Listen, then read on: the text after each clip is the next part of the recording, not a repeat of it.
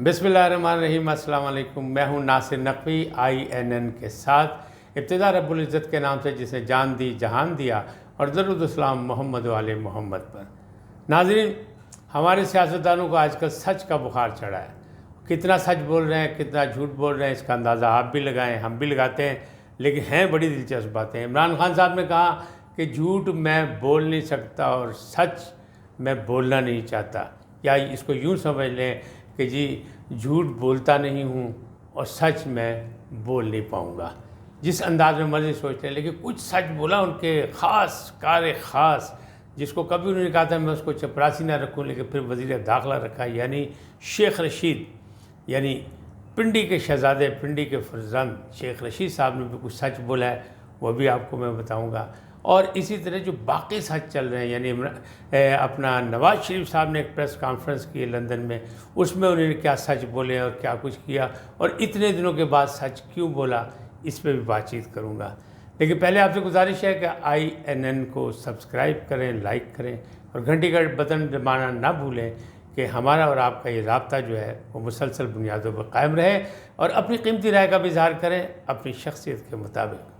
जी नाज़रीन, पहला सच जो है वो तो है अपना इमरान खान साहब का, कि उन्होंने कहा कि नहीं जी झूठ मैं बोलता नहीं हूँ और सच मैं बोल नहीं सकता। यानी बहुत से सियासी मामलात ऐसे होते हैं जो इंटरव्यू के दौरान भी सवालात करने के बावजूद भी बताए नहीं जा सकते। उसको आप पार्टी पॉलिसी कह लें या वक्त की मजबूरी कह लें, हालात की मजबूरी कह लें, तो उस मामले में उन्होंने कहा। लेकिन बहरहाल बहुत लोगों को इससे इख्तलाफ है कि वो जो भी बोलते हैं उनकी कौम, उनके चाहने वाले, उनके प्यारे जो हैं वो उसे सच समझते हैं, लेकिन वो बहुत से झूठ बोलते हैं और वो वक्त ने बार बार साबित कर दिया। ख़ास तौर पे ऑडियो लीक से जो है वो चीज़ें साबित हो गई। अब 5वीं ऑडियो लीक भी सामने आ चुकी है। कुछ लोग कह रहे हैं कि जाली है, फेक है, लेकिन फवाद चौधरी साहब ये कह रहे हैं कि देखें जी ये तो कोई बात नहीं है। इसी तरह इमरान खान साहब भी कह रहे हैं कि ये तो कोई बात नहीं है कि ईवान वज़ीर आज़म में जो है चीज़ें जो हैं वो रिकॉर्ड हों और फिर उसे लीक किया जाए, तो ये जुल्म है, इसकी तहकीकात होनी चाहिए। हुकूमत ने एक कमेटी बना दी 12 रुकनी, वो कमेटी कब रिज़ल्ट देती है और कब सारी सूरत हाल सामने होती है, लेकिन इसमें यानी सियासतदानों के हवाले से इस हमाम में सब बारी बारी नंगे होते जा रहे हैं। ताहम सियासी इस्तेकाम जब भी होगा जब अफ़वाम व तफ़हीम होगा। बज़ाहिर अफ़वाम व तफ़हीम नज़र नहीं आ रहा। फवाद चौधरी साहब ये कह रहे हैं कि जो सिपह सालार ने पैगाम दिया है कि फ़ेक न्यूज़ पर या लीक्स जो आ रही हैं, ऑडियो लीक्स, इस पर कान न धरे क्योंकि मुल्क के इस्तेकाम के लिए अच्छा नहीं है। तो उनका दावा यही है कि ये पैगाम दिया गया हुकूमत को और हुकूमत ये सब कुछ कर रही है, जबकि हुकूमत कहती है नहीं, ये पैगाम दिया गया है इमरान खान साहब को, खान आज़म को, कि खान साहब जाने दें गुस्सा, अब तो आपकी अपनी आवाज़ में आ गया कि अमेरिका का नाम नहीं लेना, इसको साजिश बनाना है, गद्दारी के साथ जोड़ देना है। और अरसलान खालिद को भी यही कहा था खातून अव्वल ने, साबिक़ ने, कि बेटा इसको गद्दारी के साथ जोड़ दो। ये सारी चीज़ें अब वाज़ेह हैं, इसको जितना मर्ज़ी छुपाएं छुप नहीं सकती। ताहम जो उनके चाहने वाले हैं वो इस पर यकीन नहीं रखते, वो कहते नहीं ये सब ड्रामा है, ये सब लड़ाई है। चूँकि मकबूलियत बहुत ज़्यादा हो गई इमरान खान साहब की, तो हसद में हुकूमत जो है उनको गिराने के लिए सब कुछ कर रही है। लेकिन एक सच बोल दिया शेख रशीद साहब ने, मेरा ख्याल है वो बड़ा अहम सच है। लेकिन उससे पहले मेरा ख्याल कि नवाज़ शरीफ साहब की बात की जाए कि नवाज़ शरीफ साहब को अचानक मरियम के लंदन पहुंचने पर यह सच बोलने की क्या ज़रूरत पड़ गई। जो उनके साथ हुआ, जिस अंदाज में वो गिरफ़्तार हुए, उन पर मुकदमा चला और वो यहाँ पर रहे, फिर बीमारी के बाद वो लंदन गए, वो सबके सामने अब तो कोई चीज़ किसी से छुपी नहीं है। लेकिन उन्होंने जो गिला शिकवा किया, जो दुख भरी दास्तान थी, वो यकीनी किसी भी शौहर के लिए हो सकती है कि उसकी जो शरीक हयात है वो बीमार हो, अस्पताल में मौत व हयात की कशमकश में और लोग उसे मजाक बना रहे हों, तो ज़ाहिर है कि वो तकलीफ़ दे। फिर वहाँ पे उसकी जो है वफ़ात भी हो जाए, यानी रुखसती भी हो जाए दुनिया से, तो ये और अजीब सी बात है। फिर माँ का भी इंतकाल हो जाए और उसमें भी शरीक ना हो सके, तो ये सारे लम्हात तो यकीनन दुख भरे लम्हात हैं। लेकिन इतना सब्र करने के बाद, इतना सब कुछ करने के बाद क्या ज़रूरत पड़ गई कि नवाज़ शरीफ साहब ने ये बातें की। बस जब दिल भरा हो और बरसों से बात ना कर सके हो, तो फिर यकीनी बात है कि इंसान इंसान ही है, उसने कर दिया। दूसरा सवाल ये है कि क्या पैमरा जिसे पाबंदी लगाई हुई थी नवाज़ शरीफ साहब की तकरीर पे, क्या वो कोई एक्शन लेगा या नहीं लेगा, या ये क़वायद व ज़वाबित के मुताबिक था सारा खिताब या नहीं था। फिर एक और सवाल ये है कि क्या 3-4 ख़ास लोगों को, यानी जो मुकामी वहाँ के जर्नलिस्ट थे, उनको बुला के उनसे ये खिताब करना क्यों ज़रूरी था। اور پھر یہ مریم نواز کی وہاں موجودگی میں ہی ضروری ہوا۔ تو ایک بات تو صاف نظر آتی ہے کہ چونکہ قائد مسلم لیگ نون جو ہے میاں نواز شریف صاحب، جو 3 دفعہ پاکستان کے وزیر اعظم رہ چکے ہیں، 3 دفعہ ان کی حکومت گرائی جا چکی ہے، وہ مستقبل میں مریم نواز کو مسلم لیگ نون کا قائد دیکھنا چاہتے ہیں یا وزیر اعظم پاکستان دیکھنا چاہتے ہیں، چاہے وہ ابھی بہت دیر لگے گی لیکن ہے یہ۔ لیکن مریم نواز جس طرح یہاں سے بری ہو کے پاکستان سے وہاں پہنچی لندن، اس نے ان کو حوصلہ دیا، اور اس حوصلے میں مریم نواز نے ان کو اس بات پر راضی بھی کر لیا کہ وہ میڈیا سے خطاب کریں، چاہے وہ 4 ہی جرنلسٹ سامنے بٹھا کے بات کریں، لیکن اپنی بات قوم تک پہنچائیں، لوگوں تک پہنچائیں، پاکستانیوں تک پہنچائیں، ان کے مسلم لیگی کارکنوں تک پہنچائیں، متوالوں تک پہنچائیں۔ تو وہ ایک کارنامہ انہی نے کر دیا۔ یعنی اس حد میں اگر کوشش کریں دیکھیں تو اس سروے میں اگر آپ جائزہ لیں گے تو آپ کو یہ لگے گا کہ مریم نواز اپنے ارادوں میں کامیاب ہوئی، کہ وہ یہ چاہتی تھیں کہ اس طرح میاں نواز شریف صاحب جو ہیں وہ لوگوں تک اپنا پیغام پہنچائیں، جو کچھ ان کے ساتھ ظلم و ستم ہوا۔ اور میاں نواز شریف صاحب نے بھی کہا میں نے تو ظلم سہ لیا، وقت گزر گیا، لیکن آنے والے وقت میں جن لوگوں نے ہم پر ظلم کیا وہ کبھی بھی انہیں کوئی معاف نہیں کرے گا۔ وقت بڑا ظالم ہوتا ہے، وقت بہت بڑا امتحان لیتا ہے، اور آہستہ آہستہ ان ظالموں کے لیے بھی راستے تنگ ہوتے جا رہے ہیں، اور ان کا مراد جو ہے وہ سیدھی سیدھی عمران خان اور ان کی حکومت پر ہے، ان کے ساتھ بات چیت ہے، کیونکہ وہ کہہ رہے ہیں کہ اب یہ جو ہے اٹھ کھڑکا ان کے ساتھ لگا رہے گا۔ اور سب دیکھ رہے ہیں، دنیا دیکھ بھی رہی ہے کہ عمران خان جو ہے اقتدار سے اترنے کے بعد اگر انہیں یہ فقرہ کہا تھا کہ نہ چین سے میں بیٹھوں گا نہ کسی کو بیٹھنے دوں گا، تو اس طرح بھی کیفیت میں عمران خان صاحب بھی مبتلا ہے، اور انہیں کوئی سمجھ نہیں آ رہی کہ اسٹیبلشمنٹ کی حمایت کرنی ہے یا اسٹیبلشمنٹ سے لڑائی لڑنی ہے۔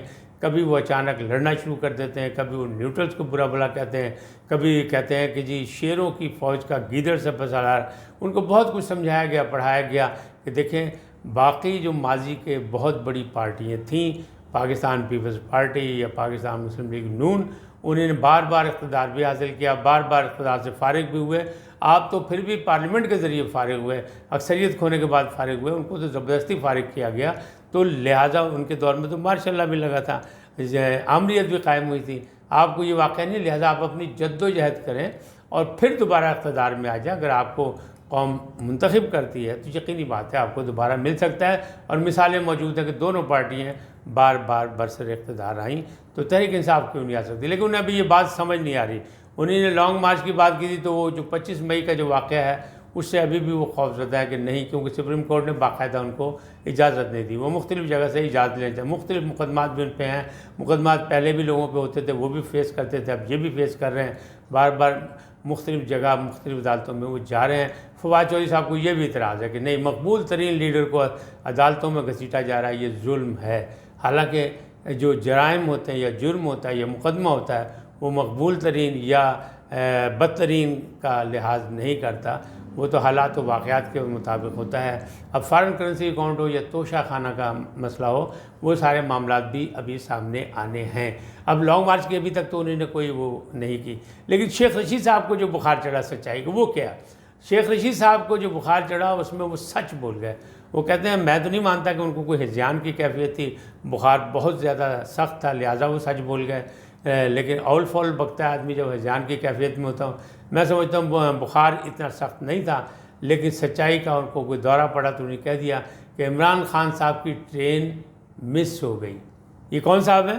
یہ سابق وزیر داخلہ جو کہتے تھے ابھی عمران خان کا دور ہے اور عمران خان جیسا کوئی مقبول لیڈر نہیں اور کوئی اسے گرا نہیں سکتا، وہ دوبارہ اقتدار میں آئے گا، لیکن اب وہ کہہ رہے ہیں کہ ان کی ٹرین چھوٹ گئی اور پٹری سے یہ اتر چکے ہیں۔ ہم کوشش کر رہے ہیں ان کو پٹری پہ چڑھانے کے لیے، لیکن بات نہیں بن رہی، اس لیے کہ پہلی بار زندگی میں اسٹیبلشمنٹ سے میرا رابطہ نہیں۔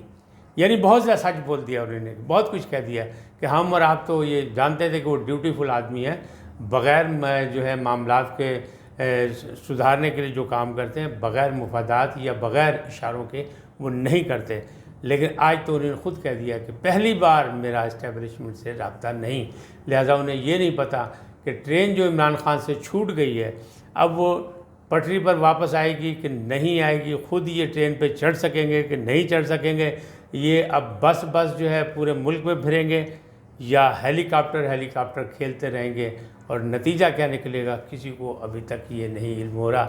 لیکن पंजाब हुकूमत से वो ताकत का जो मुतालबा कर रहे हैं इमरान खान, उसका एक निशानी जो है वो सामने आ चुकी है कि दूसरी बार जो है राना सनाउल्लाह वज़ीर दाखिला के वारंट जारी हुए हैं।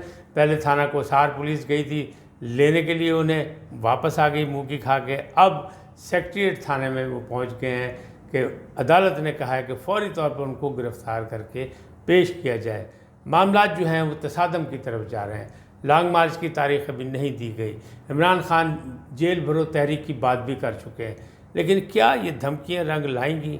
मुझे लगता है ऐसा नहीं। क्यों कि अभी नहीं। न्यूट्रल अंपायर जो हैं वो न्यूट्रल हैं और उनका इरादा है कि वो सियासत में मदाखलत नहीं करेंगे।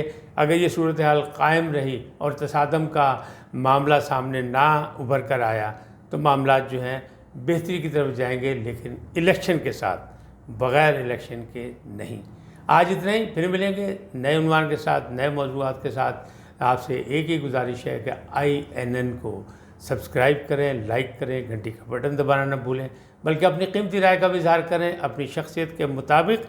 अल्लाह आपको सलामत रखे, सेहतमंद रखे, तंदुरुस्त रखे, आपको खुश रखें। अल्लाह निगहबान।